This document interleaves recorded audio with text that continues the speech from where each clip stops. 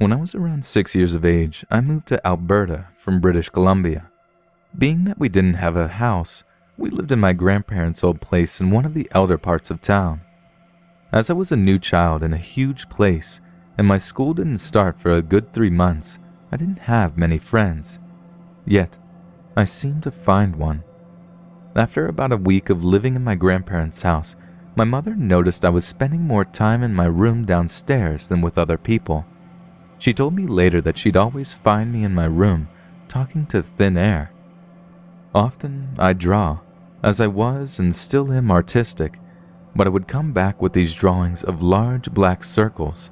When questioned, I'd say without skipping a beat, "She drew them."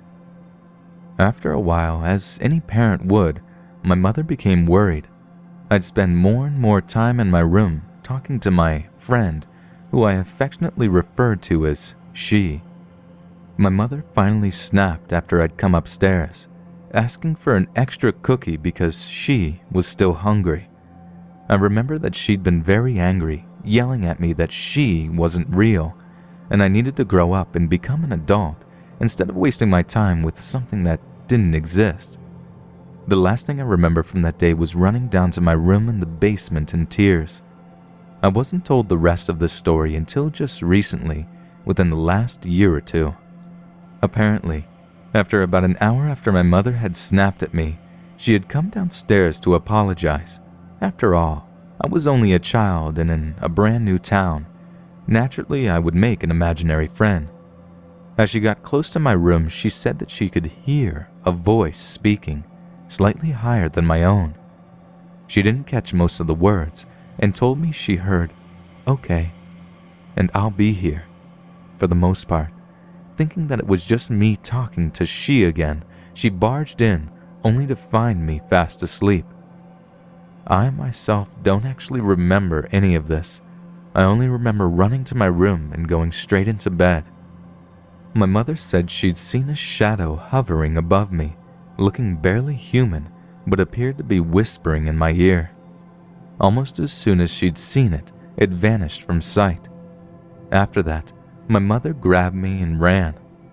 In the next few weeks afterward, I began complaining that she was angry and had refused to play with me, saying that she said that she still likes me, but says that mommy and daddy are mean. Shortly thereafter, we moved out of that house.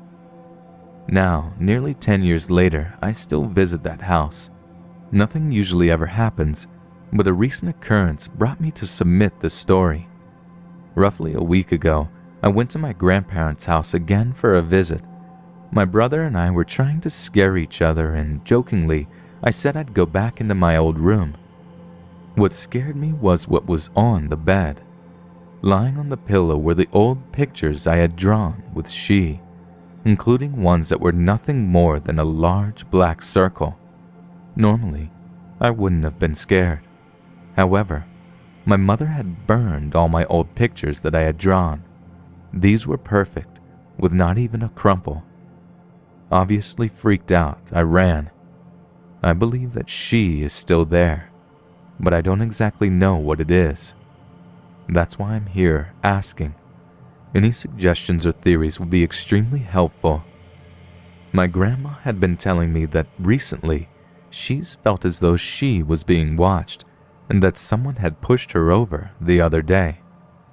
I mostly just want to know what this thing is or was. If you can offer a suggestion, thank you.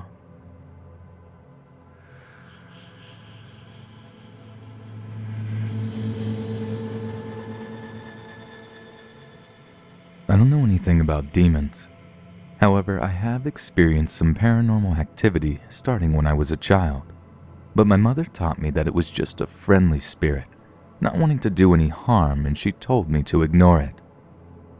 It wasn't until I was a lot older that I found out that her and her siblings had some scary experiences from fooling around with a Ouija board when they were children.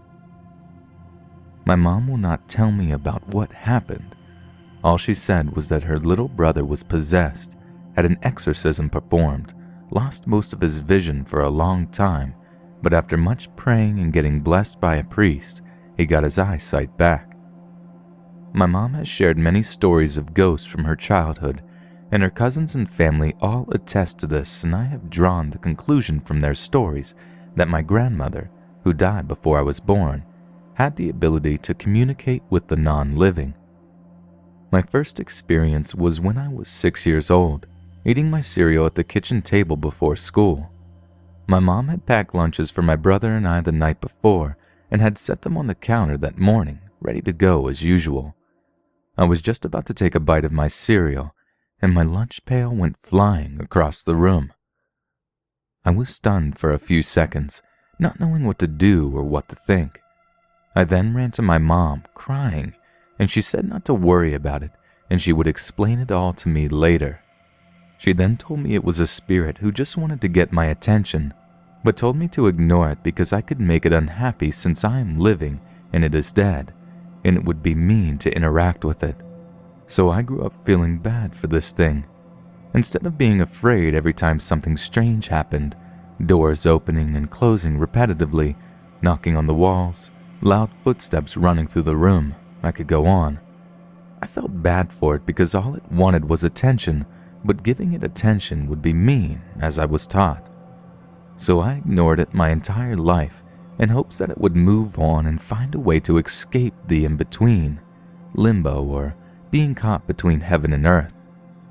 In high school, I started getting this odd feeling that someone was following me. This is where I get confused. I am not sure if what I saw was a demon or a spirit because it looked human, but I got this awful feeling that it wanted to kill me. It was this older man, maybe 50s or 60s, and he had very broad shoulders. He looked big, but not fat, if that makes sense. He wore a black suit and a black top hat, and he looked as though he never smiled a day in his life. He was always with me and followed me everywhere.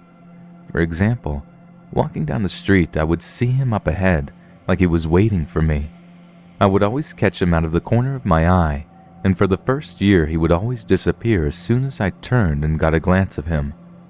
But over time, he just kept getting closer to me, and he moved out of my peripheral and into my direct eyesight. I thought I was hallucinating at this time, but nonetheless it terrified me. After 3 years of this getting worse and worse with paranormal stuff still happening at home when I was in grade 11, December 27th, and I will always remember this day like it was yesterday, and I even wrote it down in my diary to keep it on record. I was in my bed just getting ready to fall asleep, but still awake, and then I felt the presence of someone in the hallway outside my door. I thought it was my mom coming to ask me a question, so I rolled over to look, and this man was standing in my doorway, glaring at me. His eyes showed excitement, but his face still looking like he has never once smiled. I noticed he was holding a large knife, and I instantly tried to scream as realization of what his intentions were set in. I couldn't make a single sound, and I couldn't move at all. Pressure was holding my entire body very still, and as I was panicking and freaking out on the inside, all I could do was watch him. He walks towards me, steadily and passionately like he was on a mission, and once he was standing over top of me, he raised the knife above his head, and I was so terrified in this moment, I'm even crying now thinking about it. He stabbed the knife down into my chest, and though I felt no blade, I felt the impact of his fist slamming against my chest. It felt like a bowling ball was being dropped onto me. I couldn't breathe for about 10 seconds after that, and it felt like my chest was being crushed, but as soon as I felt impact, he disappeared, and I was left alone gasping for air. As soon as I took my first breath in, I shot up straight and began screaming and crying. My mom ran to me and asked me what was wrong, but I told her it was just a nightmare. I couldn't sleep that night, but I never saw that man ever again after that. So what is the reason I am writing this? This voice in my head for the past 3 months has been telling me that I have a demon within me that is trying to reach my soul. The voice is advising me to let it in and has demanded that I do so or else it will kill me. It explicitly told me to say to it, "I know you're there. I know you've been with me the entire time. I did not let you have me because I was afraid. I am no longer afraid. I am yours for the taking. Welcome and enjoy." This voice is really scaring me. I feel like I'm losing my mind. I have no idea what to do or what to think. I never thought my experiences were paranormal, but this voice is telling me that my entire life has been a lie and that it was all a demon trying to find a way inside of me. I don't recognize this voice. It sounds like a man. Maybe I'm delusional, but I just thought I'd ask to see if this is possible. Can demons appear in human figures? Can they speak to you in your head? If not, I am delusional and I will speak to my doctor about this and hopefully get this resolved. But I'm just getting this really weird feeling that this voice is from the demon who is trying to get inside me. It keeps telling me to trust it. I know this sounds crazy, and I would never believe anyone to be in the right state of mind if they told me anything like this. But this is happening to me, and I don't know anything about this kind of stuff, and I'm afraid that it's real.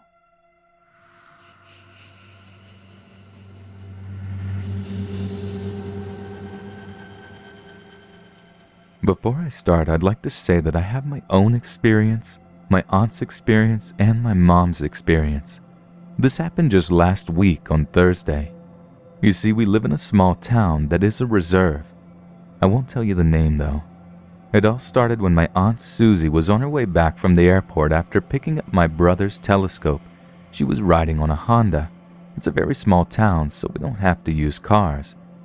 As she was driving, she saw something at the corner of her eye.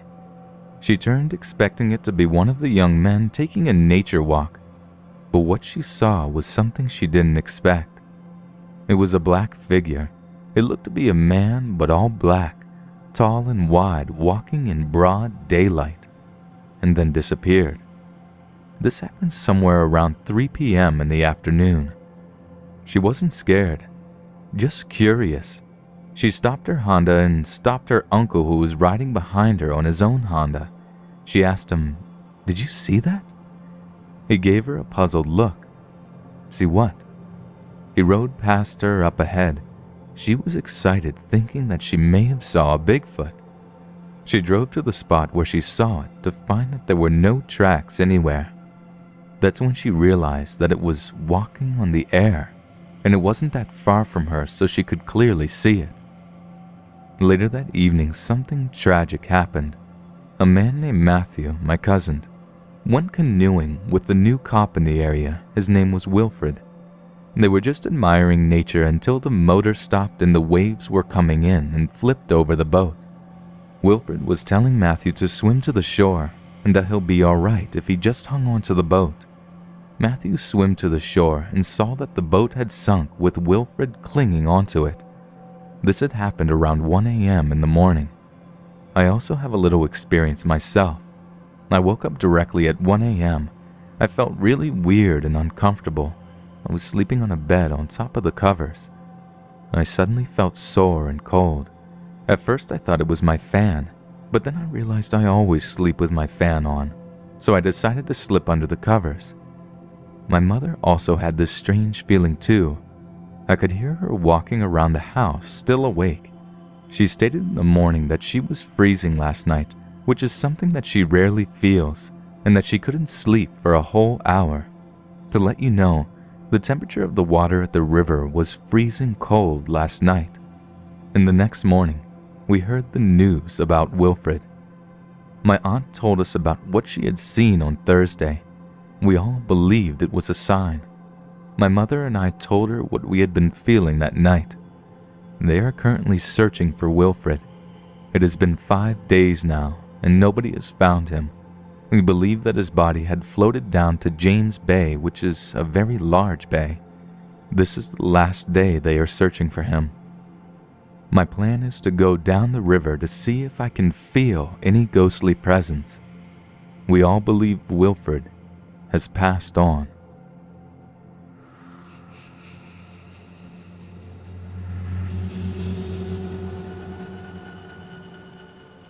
When I was about 13, I had ran away from home and was staying with friends in Saskatoon. Now, I can't say they were good people, as they all had their problems, but for some reason they had befriended me and let me stay with them. Amazing, as they were all much older and could have gotten into a lot of trouble about that. Well, my best buddy and street brother was a guy called Sea Dog. He had just turned 18 and gotten out of juvie. He was the kind of guy who always had a smile on his rugged face no matter what, and looked out for me like a big brother would. Now, at this time, everyone was on drugs and going crazy, and I ended up getting picked up and put in a low-security home for runaways. Not even 3 days later, I saw the header in the local Star Phoenix. 3 caught in kidnapping plot, 2 still sought. Well, the 2 that they were looking for was Sea Dog and his girl Denny. Of course, I took off looking for them to help get him out of town or whatever I could do. The first place I stopped was at the apartment, which still had crime scene tape across the battered floor. It didn't take much to get it open, and I went inside and retrieved my journal and the deck of tarot cards that had been a gift from Sea Dog. He, of course, wasn't there, but as it happens, I got picked up outside by a cop who recognized me, and much to my surprise, there in the back of the paddy wagon was Sea Dog on the other side of the divider. His trademark smile was missing, and he looked incredibly sad, as I assured him all would be well and I would visit. We didn't have long to talk, but in the time that we did, he told me what had happened and how he had walked in on a kidnapping in progress by the 3 friends and ended up being forced to stay. And now a long jail sentence was awaiting him. Well, they took him off to court and deposited me back at the home, and that would seem was that. But it wasn't. About 4 days later, I fell asleep to the sound of rain on my window and the doors singing Riders on the Storm, and suddenly I was transported outside of Sea Dog's prison cell, where he sat on a cot with a rope made from ripped and braided bed sheets hung from his hands. Tears were streaming down his cheeks, and I tried to comfort him, but he didn't see me until he had hung himself, and then it seemed he was looking right at me. I woke up and it was already morning, and I was kind of shook up about the dream, but didn't think much of it. Until about 10 minutes later, after I got up, a counselor came to my room saying I had a call. The call was from Charlotte, the planner of the whole kidnapping and now my ex-good friend. She asked if I had heard about Sea Dog, and I went off on her saying how could she? He was just sentenced to an incredibly long sentence in jail.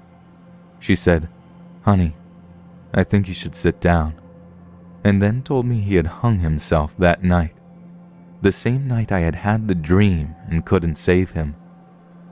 That screwed me up for a while, and honestly I ran away and can't remember what I did for the next 4 months touring Calgary and Edmonton. One day a wise woman told me I shouldn't feel guilty about it. If he had wanted to be saved, he would have seen me or sensed I was there and not done what he had. She told me it wasn't my fault.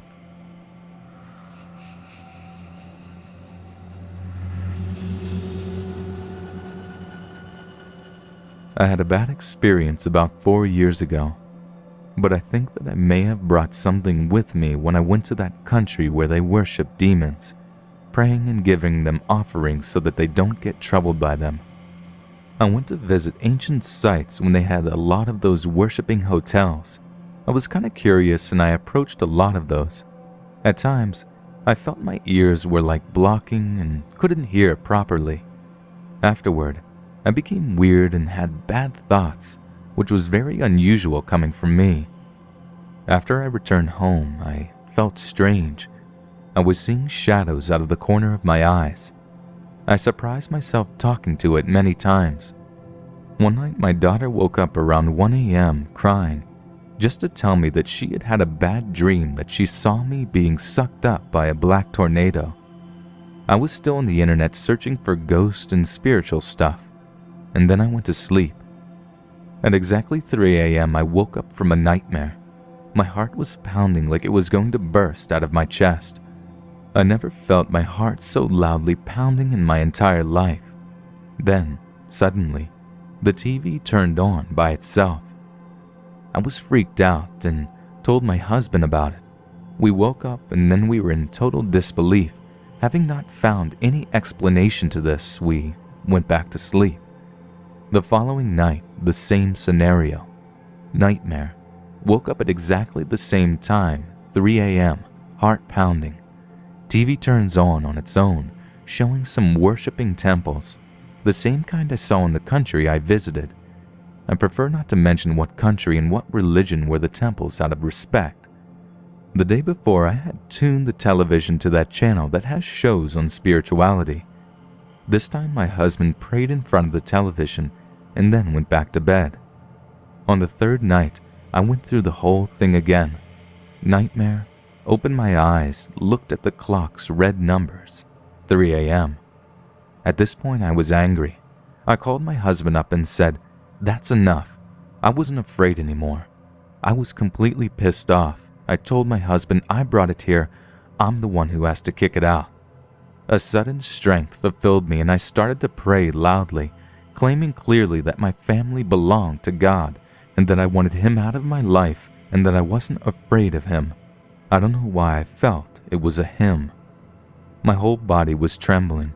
I'm having goosebumps now as I write this, and the TV started to turn on and off until it finally turned off for good. I never felt so strong in all my life. I was like a lioness protecting her territory and challenging an intruder. I never had problems after that when I stood up to it, but I was curious to know why 3 a.m. The weekend after, my pastor told me the whole thing about the evil 3 a.m. hour, and I was shocked. I'm relieved to see that I'm not the only one that this has occurred to. Maybe differently, but still the same hour.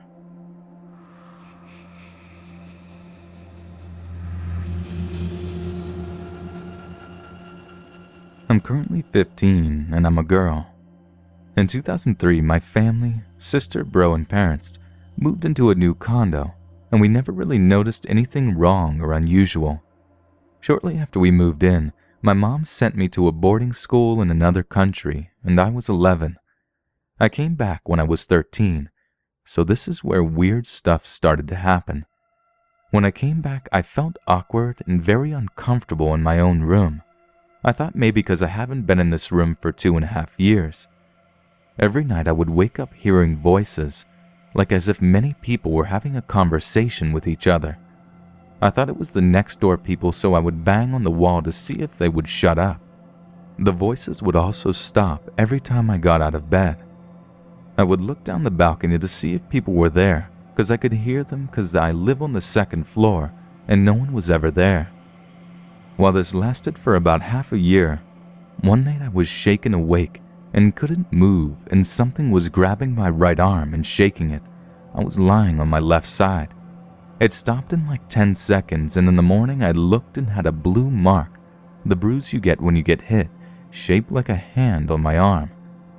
After this incident, I started getting sleep paralysis, and while I would be paralyzed, I would feel pressure on my chest.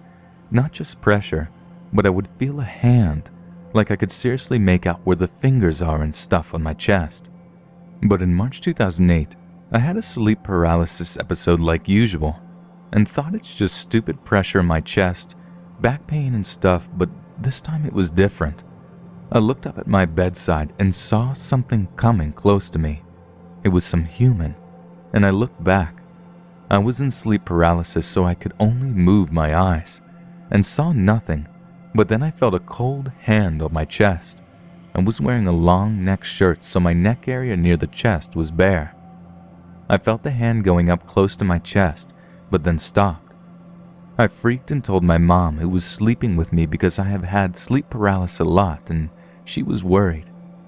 I thought at least it didn't choke me, but I believe I spoke too soon. In a few days from that incident, I had another sleep paralysis, but this time it was rough. That thing grabbed my neck, choked me, and I was helpless, couldn't move at all. When it let go, I ran to the bathroom, looked in the mirror to see if there were any marks. There weren't any, but I was blue in my face and my neck was red. After that, I got choked a lot more and had sleep paralysis multiple times after that. My curiosity is if whether or not other people who have sleep paralysis have it in the same degree. I wake up and I'm paralyzed, and that pressure, choking, back pain, one of those things always happen. And once I'm finally free in just a few seconds, I'm paralyzed again and going through the same thing. Finally, my mother asked someone and they said it's a ghost and possibly an incubus. But if it was forced to come and haunt me, meaning someone unleashed it to me to come and haunt me. He said that its goal is to have sex with me. He said since I've never felt him doing that, it means he has done it with me being in my sleep. He said he would help me get better, but it's been 1 month. And I felt a bit better, but yesterday I suffered the worst of these attacks. There was so much pain, my head was spinning, and I said God's name. I'm half Indian, so I pray to a Hindu god. Nothing happened, and then I remembered a prayer my mom tried to teach me. I only knew half of the first line. The prayer is a sick prayer to get rid of spirits and saying that God is my creator and will protect me as I believe and worship him.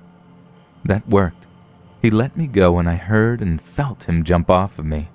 I could barely come to my senses. I was in horrible condition.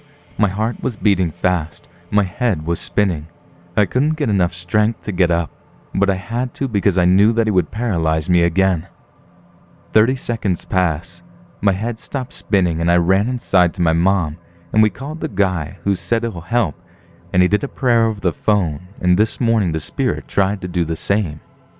I kept saying the prayer and he would let me go and grab me again, but I would say the prayer, finally going back and forth.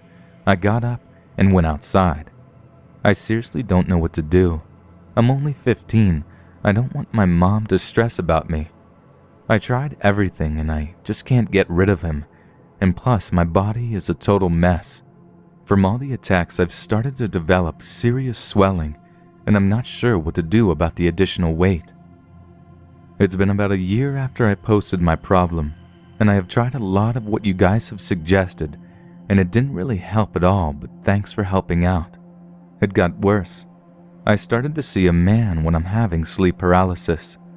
I was too concerned about my mother to tell her, so I told my younger sister, who's 13. Shockingly, she has been seeing a very strange man walking around her bed at night as well. She said that this man was tall and bald, but she couldn't make out a face because it was dark, and that he would walk around her bed and stare at her, but she would just cover herself up with her blanket and go to sleep. I have no clue where she got the courage to sleep in that room. One day she saw me in her room in the corner. It was 6 to 6:30 a.m., so it was very bright in her room, so she can see facial features and everything. She was very annoyed that I was in her room at 6 in the morning, so she screamed at me. She then said I walked towards her bed and changed into the man that had been bothering her at night. She saw all the facial features. She said that the man had no eyes, looked like a white male, and was bald. That was completely different from what I saw. The man that was helping us failed to make me better, so we finally decided that we were going to find someone close to us. The problem was that they were all fake and incredibly expensive. A few months later, the problem was still getting worse. My aunt referred to us to a man who heals people for no fee. We knew we had to give it a try. I went, and what he told me shocked me. He described the man that was tormenting me for all these years perfectly the way I saw him. He told me that the spirit was after me the day I set foot at the boarding school. He said that the school was built on top of a graveyard, and every person who stays at that school is bound to get ill and perish soon after. Curious to see if he was lying, I went to that boarding school during the spring break. I requested documents of the area, and after a little struggle I got the documents. And he was right. I also went through the records of the cemetery, to which I regret. I matched the spirit I had been seeing with the name, and it was all true. I finally knew I have found peace from all these years of pain. I am going through spiritual treatment, and if you recall what I previously said, I'm overweight from increasing swelling. Well, I've lost over 36 pounds the first week of spiritual treatment, and the swelling has started to go down. He said it will take a while to undo the damage done to my body since the spirit was not an incubus, but he was a bad spirit who was sleeping with me and was basically living through me. The spirit has affected everyone in my family, and the man my sister had been seeing was him, shape-shifting.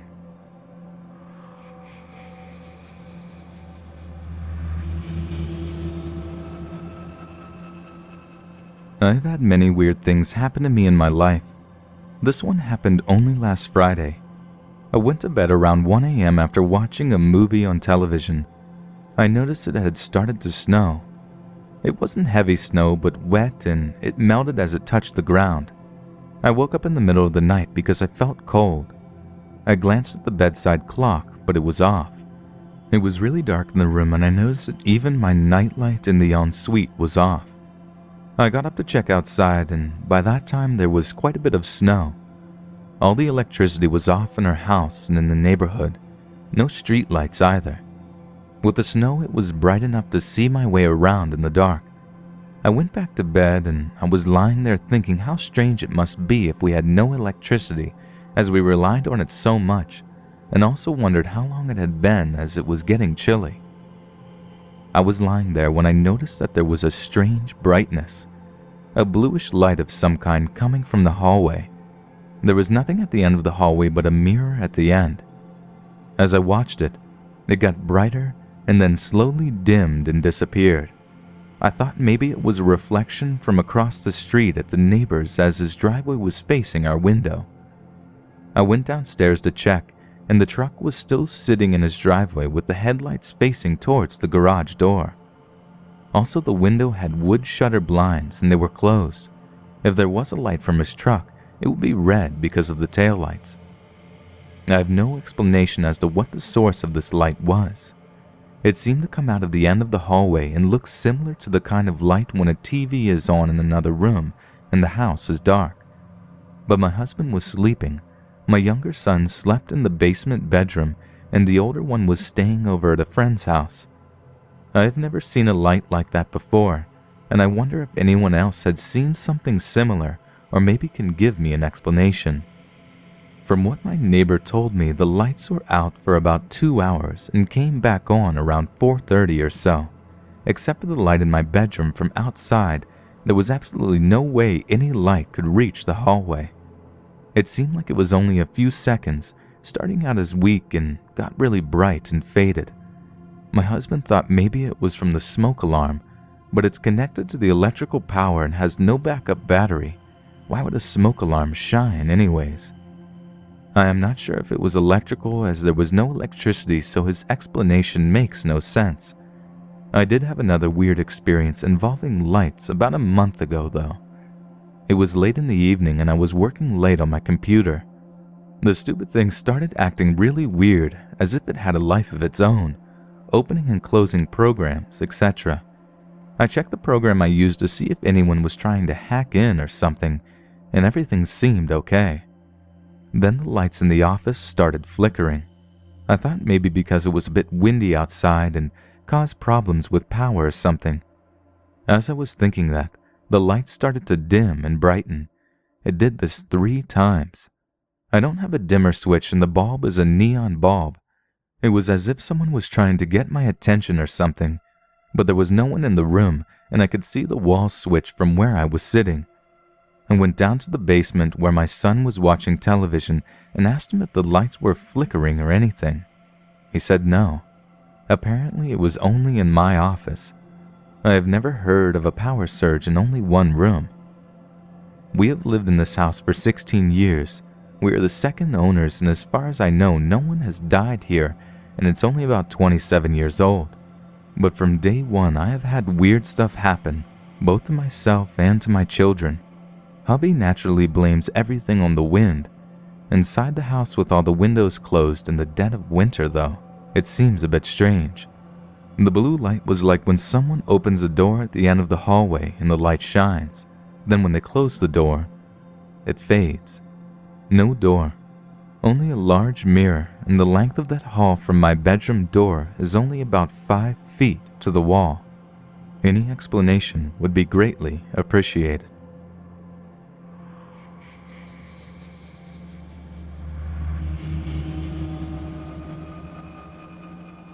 Please forgive this account seems disjointed at times.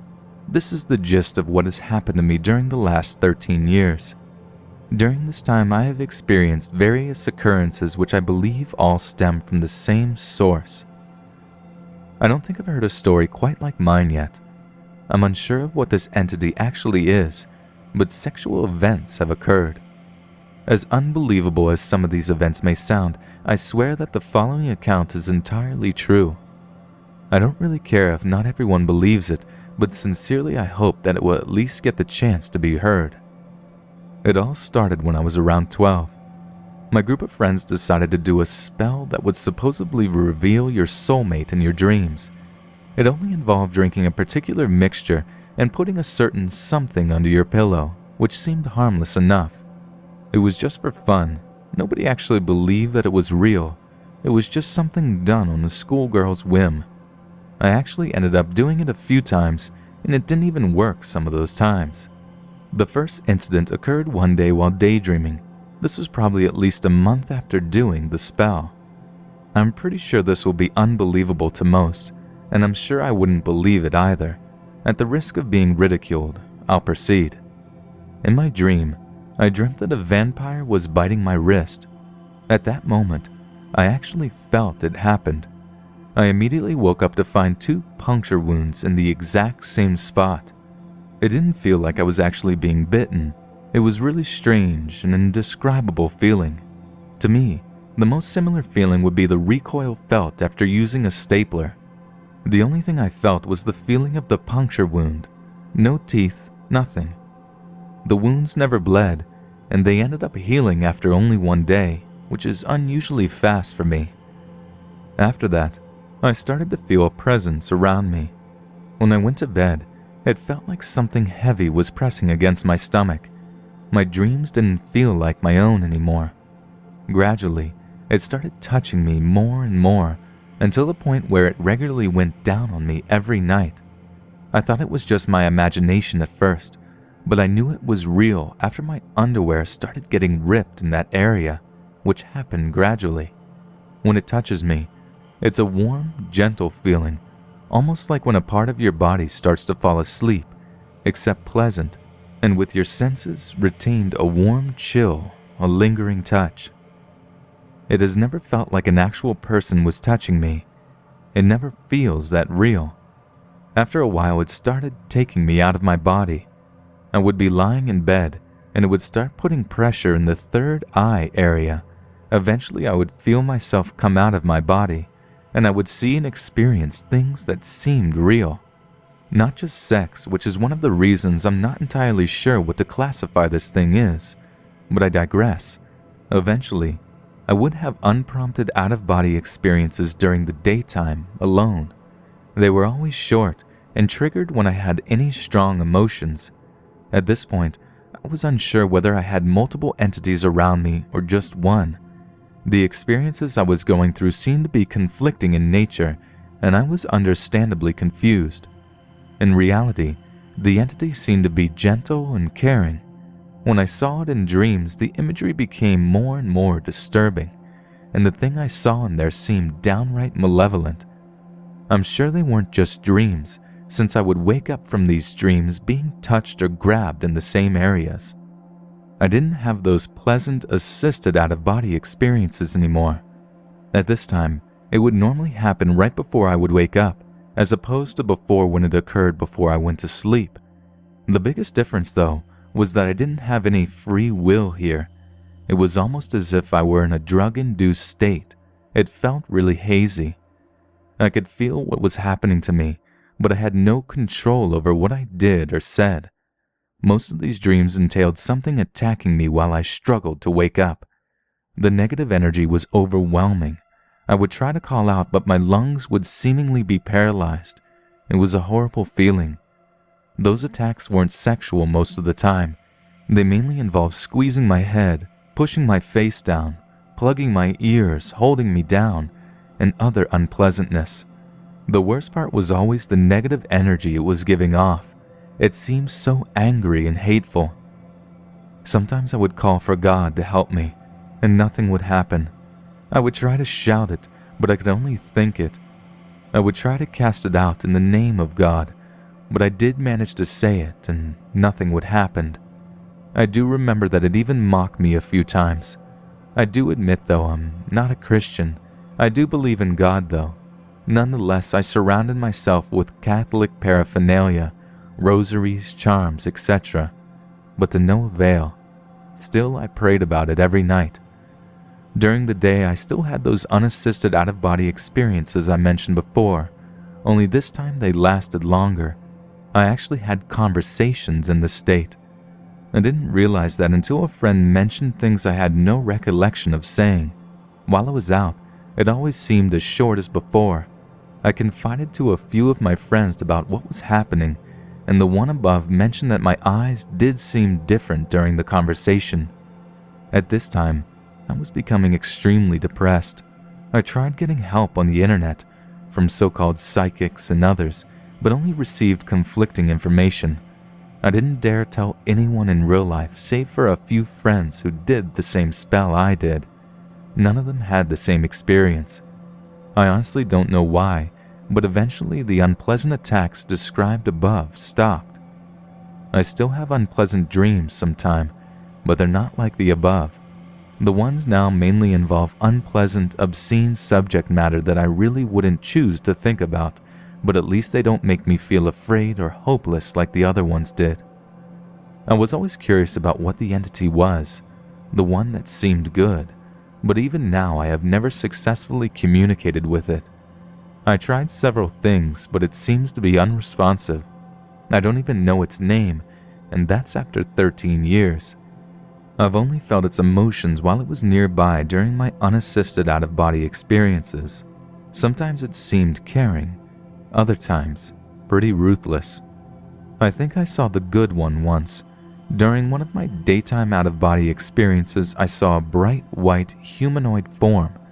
I was so shocked I felt like I could have had a heart attack, and I never saw its form again. Throughout 13 years, the good one has always stayed with me. The one that felt warm and gentle.